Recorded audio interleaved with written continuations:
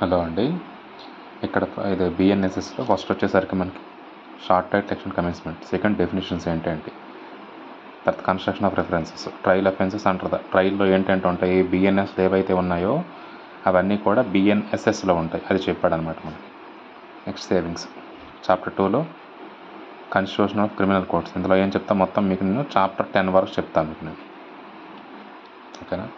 Chapter 1 preliminary, chapter 2 వచ్చేసరికి constitution of criminal codes, అంటే criminal codes అనేవి ఎలా తయారవుతాయి ఏంటి అనేసి, పవర్ ఆఫ్ కోర్ట్స్, కోర్ట్స్ సంబంధించిన పవర్స్ ఏంటి అనేసి. చాప్టర్ 4లో వచ్చేసరికి మనకి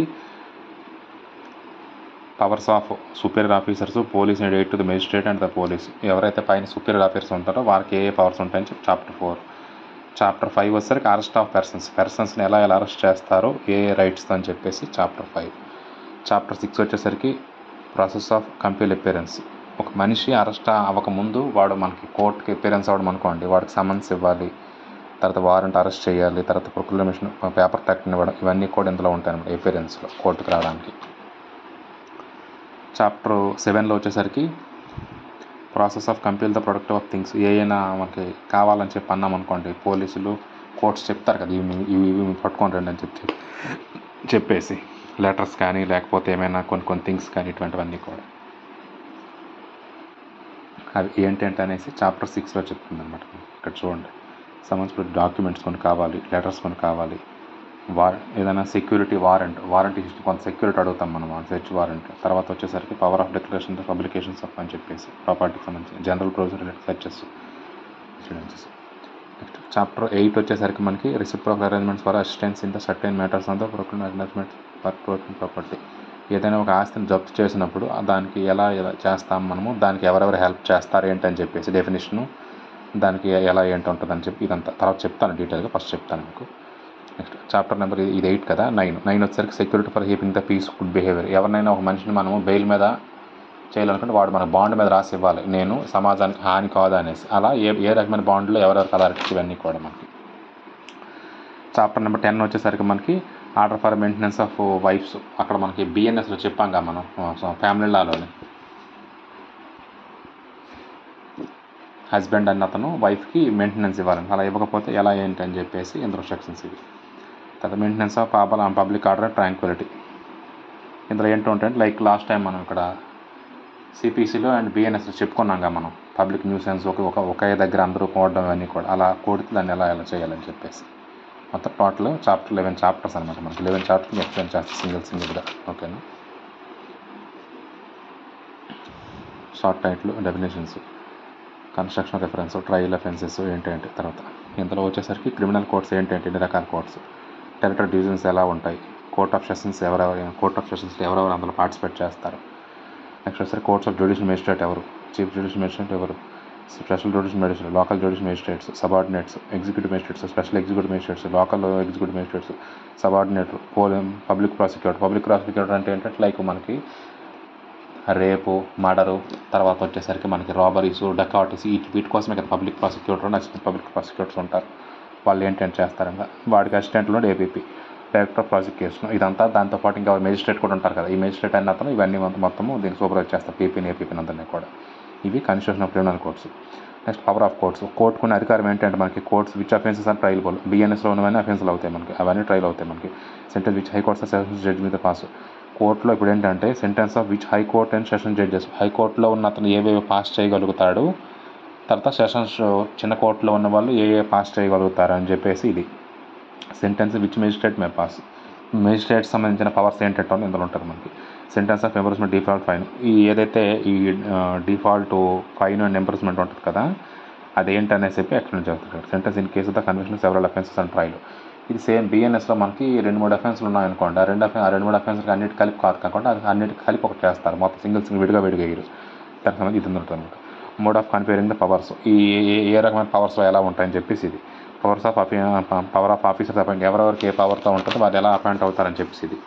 తర్వాత విత్డ్రా పవర్. ఎవరికైనా పవర్ ఇచ్చినప్పుడు వాళ్ళు మిస్యూజ్ చేశారనుకోండి, దాన్ని ఎలా మీరు తీసుకోవాలని చెప్పేసి ఇది ఉంటుంది మనకి. Powers of judges, magistrate, success officer. ఒక జడ్జి అనేవాడు ఒక దగ్గర ట్రాన్స్ఫర్ అయిపోతే ఆయనతో అధికారం పోదు, ఆయన ఇంకొక జడ్జి వస్తాడు కదా సేమ్ ప్లేస్, ఆయనకు ఉంటుంది ఆ రైట్ ఆ పవర్ అంతా. సెక్షన్ 29. చాప్టర్ 4 అంటే powers of superior officers police అంటే 8 magistrate and police. Power of superior officers and police. Superior అంటే ఎవరు, పోలీస్ ఆఫీసర్లు ఎవరెవరు, వాళ్ళకి ఏ పవర్స్ ఉంటాయని చెప్పేసి ఇందులో ఉంటుంది మనకి.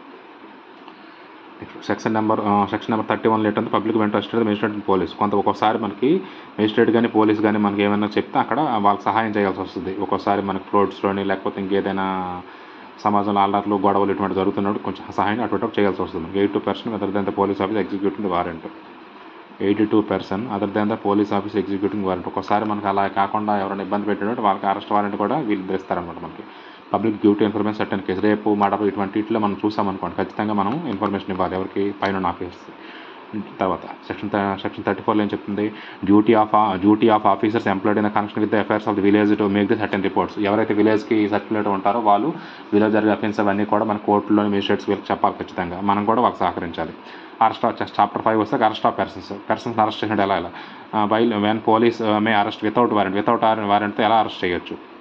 తర్వాత procedure of arrest and duties of making arrest. ఈ అరెస్ట్ చేసినప్పుడు లేడీస్ని ఎలా చేయాలి, జెంట్స్ని ఎలా చేయాలి, సన్సెట్కి ముందు సన్సెట్ తర్వాత లేడీస్ని చేసినప్పుడు ఎవరెవరు వాళ్ళతో పాటు ఉండాలి, ఇవన్నీ రూల్స్ అండ్ రెగ్యులేషన్స్ ఉంటాయి మనకి.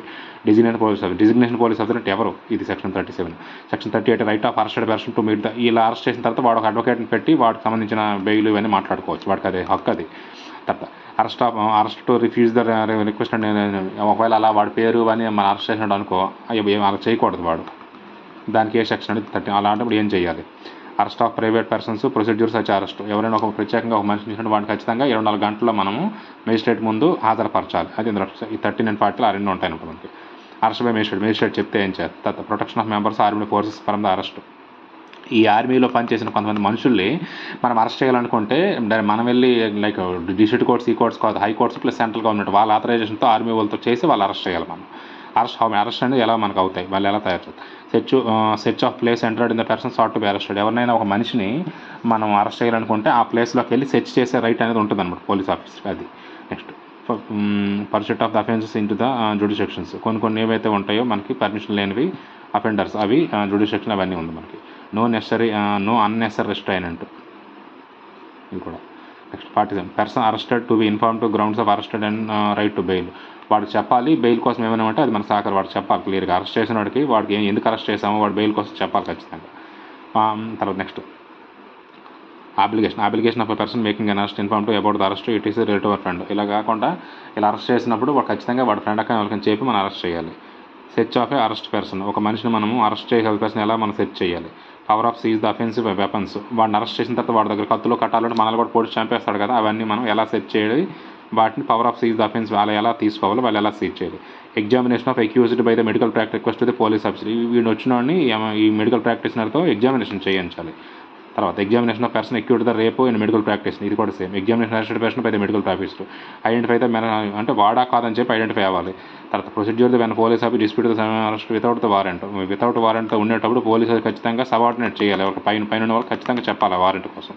తర్వాత healthy and safety arrest person. వాడు మనం అరెస్ట్ చేసినట్టు ఇచ్చోడు మెంటలోడు కావాల్సి అలా ఎరగొట్టు కాకుండా హెల్తీగా ఉండి వాడిని అరెస్ట్ చేయాలి తప్ప, కానీ మన మీద ఇబ్బంది పెట్టి వాడిని అరెస్ట్ మనకు చేయకేసే రైట్ మనకు లేదు. Person arrested to be taken before the magistrate of the charge of the police station. ఇక్కడ దానికంటే ముందు మేము మేజిస్ట్రేట్ చెప్పాలి మనం. Person arrested not to be dated in the more than 24 hours ముందే, 24 hours దాటినాక ఉంచుకో, 24 hours ముందే మనం వాడిని మేజిస్ట్రేట్ ముందు మనం హాజరుపరచాలి. Police to report the appearance stations. అలా ఏమైనా లేట్ అయినా అనుకున్నప్పుడు ఖచ్చితంగా మనం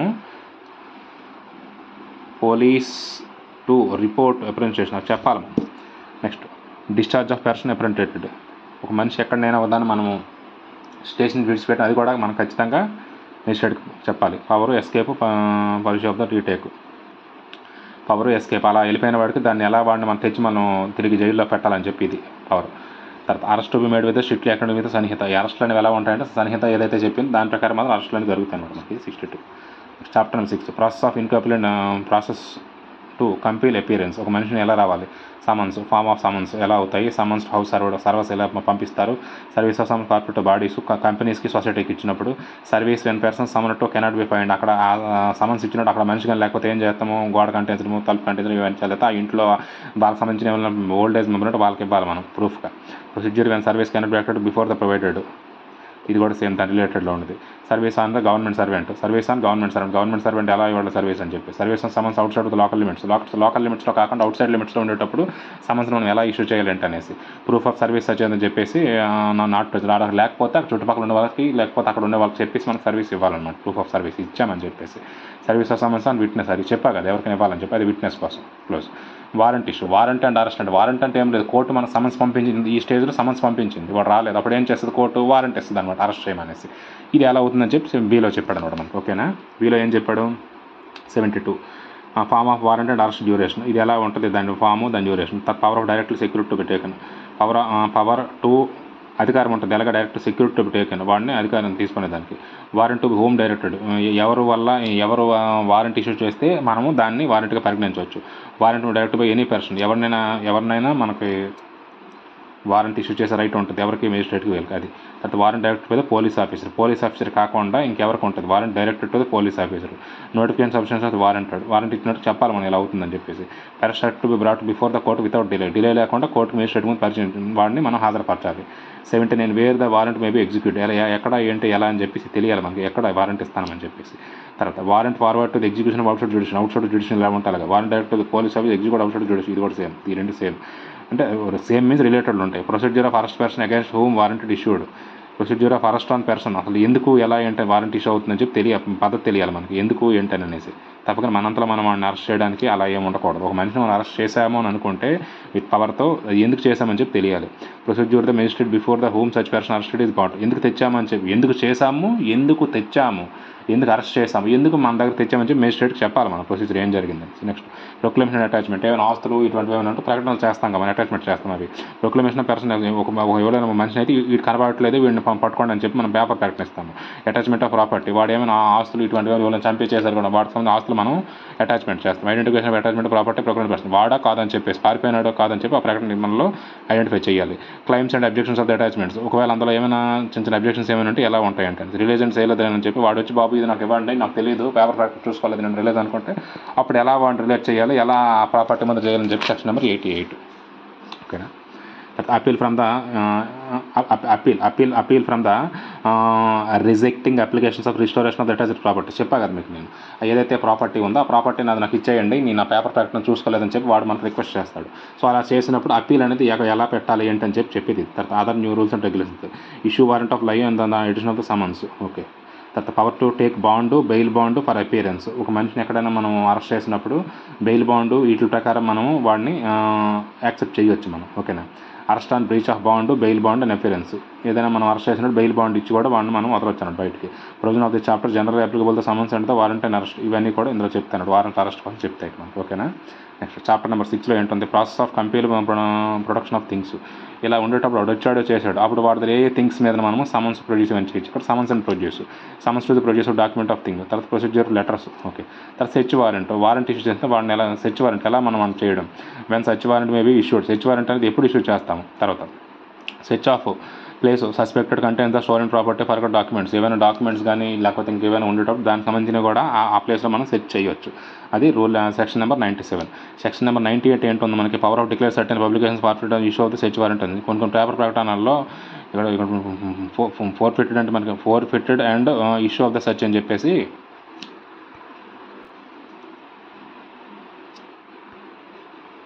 ఫోర్ఫిటెడ్ ప్రాపర్టీ అంటే ఏం లేదు, జప్తు చేసిన దానికోసం అంట. Power of declare the certain publications, power to declare certain publications ఏవైతే పేపర్ ప్రకటన చేస్తామో forfeit and issue the search warrant of the same, చేసేది జప్తు చేసినానికి వారెంట్ కూడా ఇస్తామన్నమాట మనం.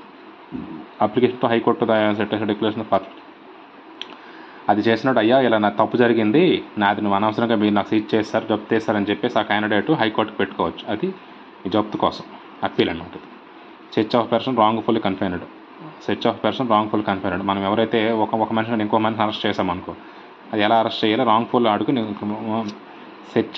Search for persons wrongful confined, ఎవరైనా మనకు సంబంధించిన వాళ్ళని అక్రమంగా ఎవరైనా నిర్బంధించారనుకో ఒక ఇంట్లో దాచేస్తారు అప్పుడు మనం పోలీస్ స్టేషన్కి కానీ మేజిస్ట్రేట్కి అయ్యా ఇలా మా వాళ్ళు ఉన్నారు వాళ్ళు రాంగ్ఫుల్గా మా వాడిని కన్ఫైన్ అంటే నిర్బంధించేసారు వాడిని విడిపించండి అని చెప్పొచ్చు మనం. అది ఇది సెర్చ్ చేయడం.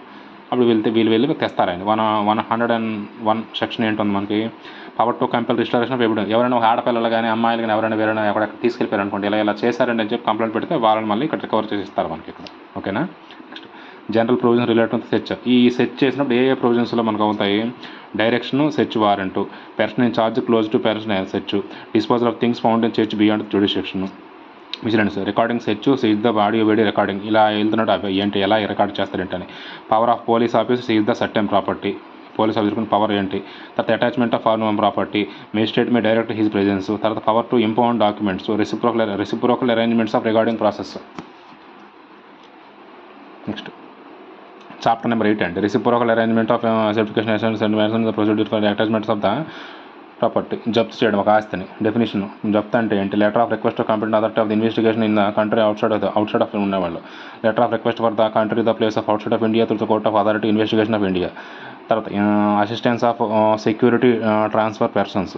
తర్వాత assistance of relation of the order of attachment the partner property, జప్తు చేసిన ఆస్తి కోసం. తర్వాత ఐడెంటిఫైయర్స్ అన్లాఫుల్ ఎక్వైర్డ్ ప్రాపర్టీ, ఎవడైనా ఒకడు క్రైమ్ చేసేసి వాడు చాలా సొమ్ము గడించాడు, రేపులు, మర్డర్లు, తర్వాత థెఫ్ట్స్ ఇవి ఏమైనా చేసేసి, అలా అనుకున్నప్పుడు వాడికి సంబంధించిన ఆస్తి అంతా కూడా మనం ఐడెంటిఫై చేసేసి దాన్ని సీజ్ చేయవచ్చు. ఐడెంటిఫై చేసాం, సీజ్ చేసాం, అది ఎలా ఏంటని చెప్పి మేనేజ్మెంట్ ప్రాపర్టీ అని చెప్పి అన్నాము. నోటీస్ పార్ట్నర్ జప్తు చేసిన ప్రాపర్టీ కోసం నోటీస్ ఇచ్చాము. పార్ట్నర్ సర్టెన్ కేసెస్, జప్తు చేసిన ప్రాపర్టీ సర్టెన్ కేసెస్.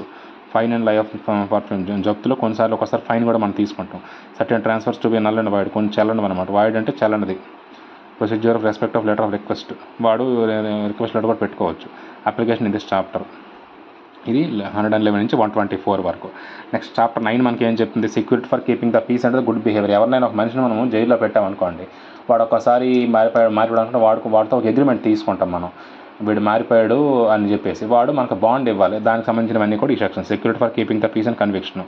నేను శాంతి కల్పిస్తాను, అశాంతి కల్పించని చెప్పి వాడి దగ్గర నుంచి ఒక సెక్యూరిటీ తీసుకోవడం. Security for keeping the peace others, security for good behaviour for the other discrimination certain cases, security for good behaviour from suspected persons, అనుమానాస్పదంగా ఉన్న మనుషుల దాని నుంచి. తర్వాత suspect from good behaviour from the habitual offenders. తర్వాత order to be made. ఈ order అనేది ఎలా అవుతుంది? మేజిస్ట్రేట్ ఇస్తాడు కదా, దానికి సంబంధించింది. Procedure of respect of person in the court, దీన్ని ఎలా మనం ప్రజెంట్ చేస్తాము. Summons of warrant in case person to no present. Summons or warrant in case of person at not present. Summons ఇచ్చిన తర్వాత ఆ పర్సన్ అటెండ్ అవ్వకపోతే అప్పుడు ఏం చేస్తారు మనకి? Copy of order of a company summons of warrants. ప్రతి దానికి కూడా వారెంట్తో పాటు సమన్స్తో పాటు కాపీ ఇస్తామన్నమాట. దానికి సంబంధించిన ఎలా ఇస్తారు?